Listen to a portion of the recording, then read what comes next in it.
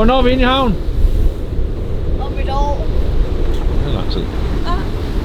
Måske en time, siger far. Jeg siger 1,5 time til 2 timer. At være inde for mig, det er altså også, at man har lagt til at rydde det hele op. Det tager ikke. Er det også med cockpit-telt og frokost? Ingen eksklusiv frokost, ja, næsten. Måske ikke cockpit-teltet, men i hvert fald det er også lige at rydde op, efter man er ude at sejle. Ja, det kan jeg godt se. Så er det altså dejligt lige at sætte den ekstra time på, så du ikke får ham der, når han begynder at... Ikke når han begynder. Når han nu har styr på uret. Ellers har du jo ham til at stå og trippe på vej ind i havnen. Men om cirka en halv time, så skal vi have sejlet ned. Ja.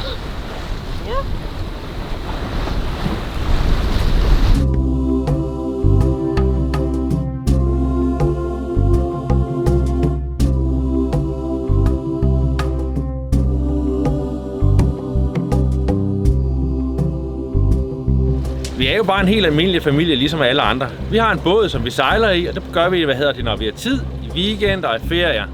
Vi har ikke nogen planer om at sejle jorden rundt, for vi elsker at sejle rundt her i Danmark og i vores naboland.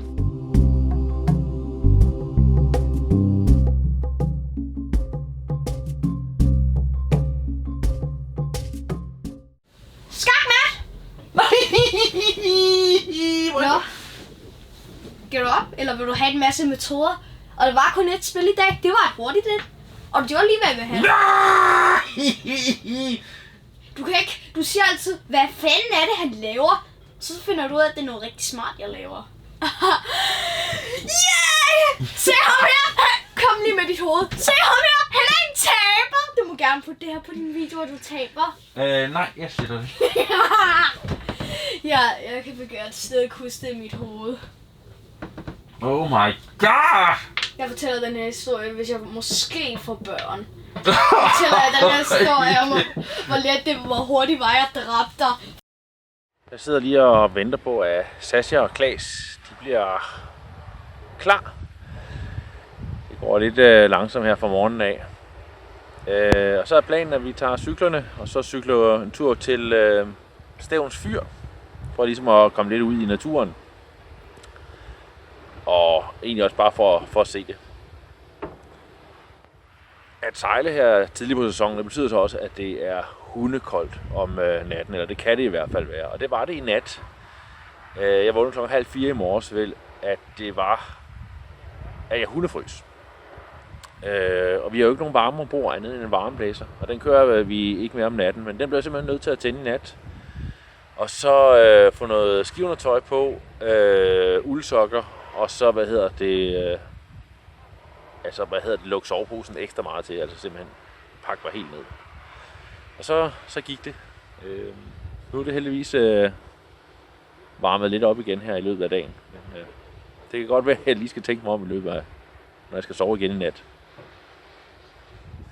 Hos os der bruger vi ikke dyner, vi bruger soveposer i stedet for, og det gør vi, fordi så kan vi bruge dem hele sæsonen. Når det er koldt, så bruger vi dem altså som en helt almindelig sovepose. Pakker den godt sammen, og den er ret effektiv. Det er selvfølgelig ikke sådan en super spider sovepose, men det er stadigvæk en god kvalitet, vi har. Og så har vi om sommeren, jamen, så lyner vi den op og bruger den bare som en almindelig dyne. Så for os der fungerer det med soveposer ret godt. Og så må vi jo så tager vi dem selvfølgelig hjem og vasker dem, ligesom man vil gøre præcis, ligesom du havde en almindelig dyne og sådan noget dynebetræk.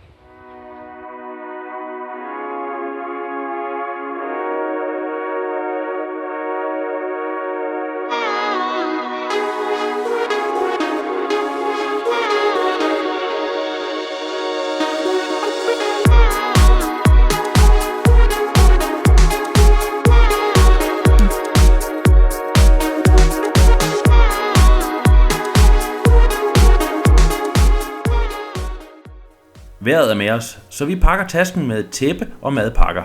Og så cykler vi ellers ud til Stevns Fyr, hvor vi aldrig har været. Her viser sig at være super lækker, og vi bruger et par timer på at nyde det gode vejr.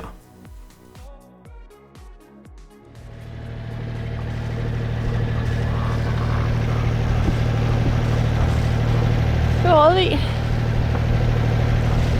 Det var nemlig Rødvig.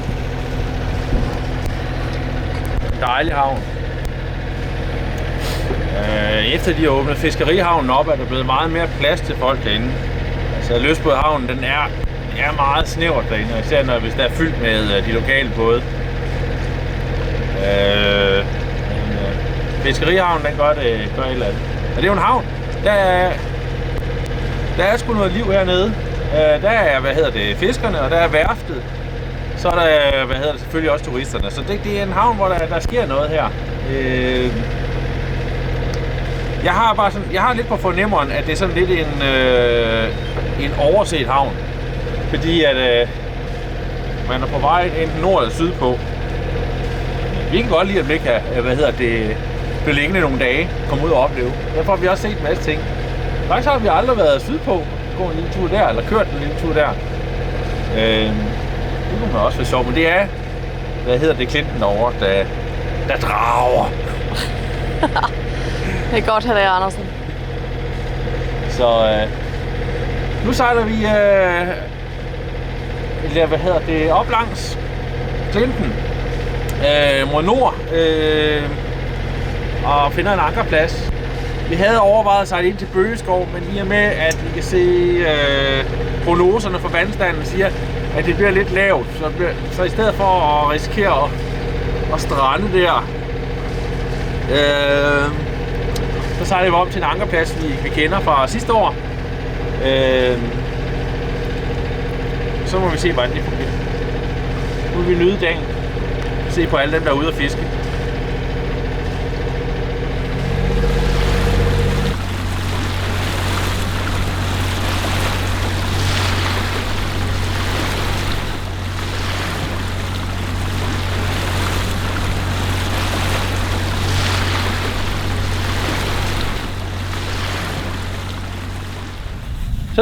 Så lægger vi for anker, og nu skal vi lige have aflasteren på. Det er sådan for, at det ikke er selve ankerspillet, der holder os. Og det er bare et stykke tovværk med sådan en kædekrog på. Det gør også sådan, fjeder en lille bitte smule bedre i det. Det er ikke noget problem, fordi kæden gør også, at vi ligger roligt. Det er sådan nogenlunde til, at man skal lige balancere formen lige herud. Og har jeg sat den på. Nu har jeg lidt håndværk og røv. Den kan man ikke se her. Okay. Men jeg kan ikke se en skid fra pladerne. Du nok kan ikke se noget fra mine fingre. Sådan. Og så sidder den der. Jeg har i sin tid kommet til at lave den lidt lang, men det gør egentlig ikke det helt store. Så kører jeg den over på den anden ankerrulle. Det er forskelligt, hvad folk de gør. Nogle de kører den direkte her på, men jeg kører den nu over ankerrulle. Fordi det kan jeg bedre lide. Og så på den her. Smart det. Ja, det har den her i lommen, fordi så kan den køre samtidig med.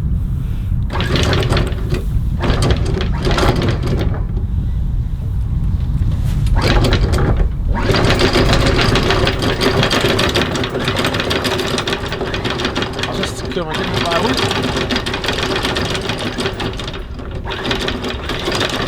Det er tovværket, der rent faktisk ret helt. Det er det. Man kan lige ane det. Kan man ane det? Ja, svagt.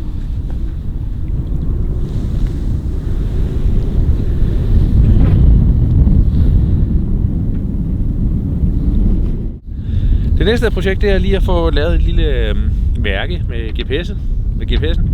Prøv at se, om vi driver for ankeret. Og det tror jeg ikke, vi gør. Så kan vi sådan se efter, om vi trækker. Og den lader jeg stå og køre et par timer for at se efter, om der er noget. Det er klart, at vi ligger og svinger frem og tilbage.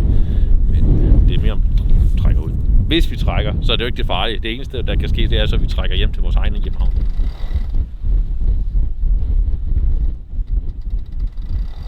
Det er fint. Det er der, ikke? Jo. Det er rigtigt. Ja. Kan du lige låse den igen?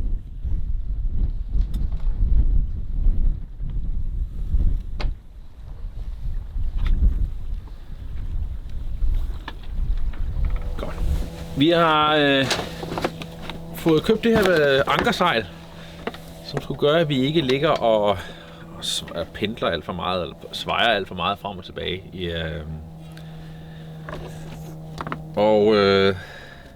det er jo et forsøg, kan man sige, fordi der er forskellige udformninger på sådan et, og der er ikke noget standard.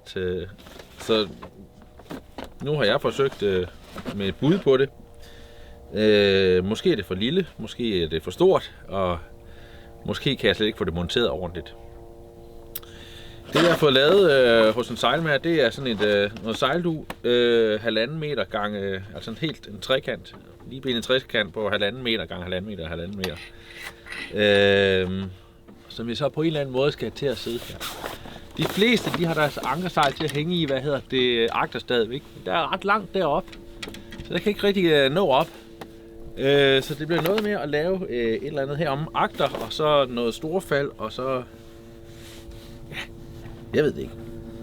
Jeg finder en løsning på det. Så det vil jeg prøve at give mig kast med.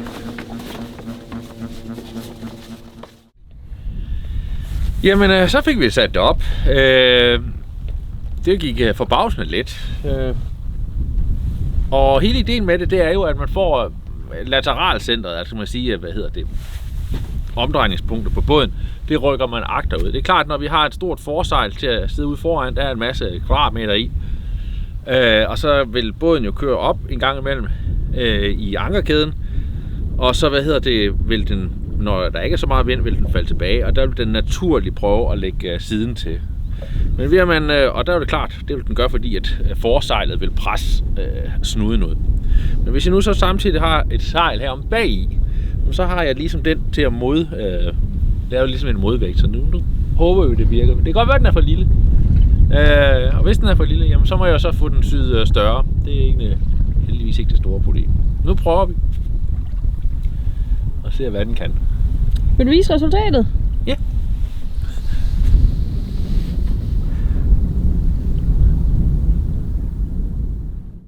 Resultatet har været over al forventning. De gange vi har brugt ankersejlet, har vi mærket en markant nedgang i svingningerne. Hvor vi før lå og svingede op til 80 grader til vinden, er vi nu nede på 20. For mig er det den rigtige måde at ankomme til et sted, det er at komme derhen og lægge for anker, og så tage gummibåden ind. Derfor har vi også brugt en forfærdelig masse penge på at forbedre vores ankerudstyr. Det er jo for, at man får den her trygge nattesøvn. Så det er jo ideen, det er jo at mere for anker og mindre i havn. Vi kan ligge ude i cirka 3 dage, så løber vi simpelthen tør for vand og strøm. Og det tror jeg ikke, vi gør noget ved, fordi det er båden simpelthen for lille til at ændre ved.